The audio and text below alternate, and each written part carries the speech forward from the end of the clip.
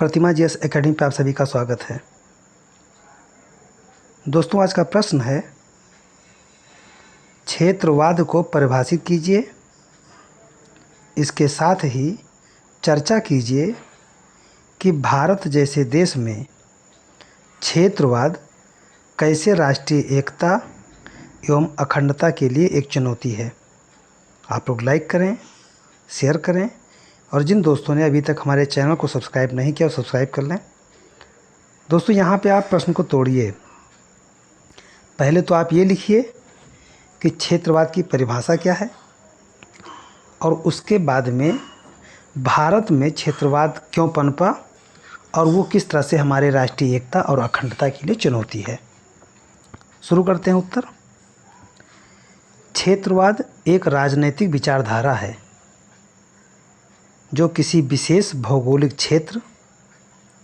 क्षेत्रों के समूह या अन्य उप व्यावसायिक इकाई के लोगों की विशिष्ट पहचान एवं सामान्य भावनाओं की अभिव्यक्ति है, जो कि इनकी अनूठी भाषा, संस्कृति एवं जीवन पद्धति की पहचान या क्षेत्र के लोगों के साथ एक मजबूत आपसी भावना से प्रेरित होती है।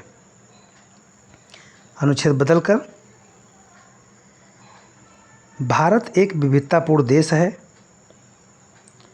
जिसके विभिन्न भागों में भौगोलिक, सामाजिक, धार्मिक, भाषाई एवं सांस्कृतिक विविधताएं विद्यमान हैं, जो कि उन्हें विशिष्टता प्रदान करती हैं। किंतु जब ये विविधताएं उग्र रूप ले लेती हैं तो अलग राष्ट्र की मांग करने लगती हैं, जो कि भारतीय एकता और अखंडता पर प्रहार करती हैं तथा उसे कमज़ोर करती हैं। और इसके निम्नलिखित रूप देखे जा सकते हैं। ध्यान रहे कि जब कोई भी व्यक्ति हो, समाज हो या देश हो, अगर उसके अंदर भावनाएं आती हैं क्षेत्रीयता की, अपनी विशिष्ट पहचान की, और यदि वो उसी को सर्वे सर्वा मानता है तो उसके दिमाग में ऐसी बातें आती हैं कि जब हम ही सर्वे सर्वा हैं, हम ही संपूर्ण हैं, तो हम क्यों किसी के साथ रहें, अलग हो जाएं।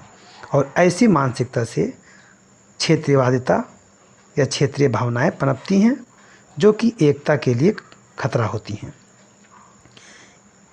इसे निम्नलिखित रूप से देखा जा सकता है। अनुच्छेद बदल करके आप लिखेंगे, क्षेत्रीयता का प्रयोग राजनीतिक पार्टियां संकीर्ण स्वार्थों की पूर्ति के लिए करती हैं, जो कि राष्ट्रीय एकता के लिए एक बड़ा खतरा है। कई बार छोटी छोटी पार्टियां जो होती हैं वो अपनी क्षेत्रीय भावनाओं को आगे करती हैं, जिससे अपनी पार्टी को खड़ा करना चाहती हैं, लेकिन वो इस बात को नहीं समझ पाती हैं कि अपनी छोटी सी मानसिकता को अपनी संकीर्ण स्वार्थों की पूर्ति के लिए भारत जैसे विविधता में एकता वाले देश के लिए खतरा उत्पन्न करते हैं। हमारी राष्ट्रीय एकता, जो कि अभी हमारा नेशनल बिल्डिंग प्रोसेस चल रहा है, भारत निर्माण कार्य चल रहा है, ऐसी स्थिति में क्षेत्रीयता खतरनाक साबित हो सकता है। दूसरा पॉइंट है, कुछ राजनीतिक दल एवं समुदाय विशेष प्रवासी विरोधी रुख अपनाते हैं, जो कि गैर स्थानीय लोगों को अपने क्षेत्र में नियोजित करने व उनके निवास का विरोध करते हैं, जो कि नकारात्मक क्षेत्रवाद का प्रमुख उदाहरण है। कई बार ऐसी स्थिति होता है कि कुछ क्षेत्रीय दल प्रवासी भारतीयों के लिए उनके खिलाफ खड़े हो जाते हैं कि हमें किसी की ज़रूरत नहीं है या हमें विदेशियों की मदद नहीं चाहिए।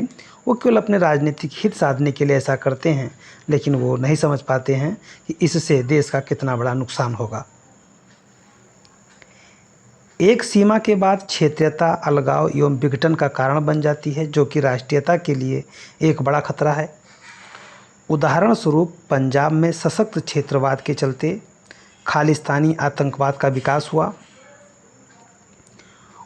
वोट बैंक के चलते राजनीतिक पार्टियां क्षेत्रवाद को बढ़ावा देती हैं, जिससे राष्ट्रीय एकता खंडित होता है।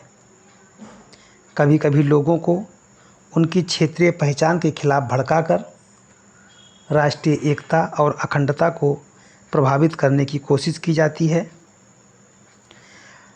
हालांकि क्षेत्रवाद किसी राष्ट्र की एकता और अखंडता के लिए एक बड़ा खतरा है, किंतु क्षेत्रवाद को सदैव विभाजनकारी मानना तार्किक नहीं है। अब यहाँ पे आपको उत्तर को बैलेंस कैसे करना है, अभी आपने बताया किस तरह से खतरा हो सकता है, उसके बाद आप बताएंगे कि किस तरह से इसको सकारात्मक रवैया से कैसे बदला जाता है। तो यहाँ पे लिखना आपको, हालांकि क्षेत्रवाद किसी राष्ट्र की एकता और अखंडता के लिए एक बड़ा खतरा है, किंतु क्षेत्रवाद को सदैव विभाजनकारी मानना तार्किक नहीं है। कई बार क्षेत्रीयता उस स्थान विशेष के सामाजिक आर्थिक विकास के आधारभूत शर्त होती है और इसलिए क्षेत्रवाद यदि तार्किक हो, जिससे विकास किया जा सके और राष्ट्र के एकता के प्रति या राष्ट्रीय विकास के प्रति समर्पण भाव हो, तो ऐसा सामाजिक आर्थिक विकास के लिए एक शर्त के रूप में स्वीकार किया जा सकता है। धन्यवाद। जय हिंद, जय भारत।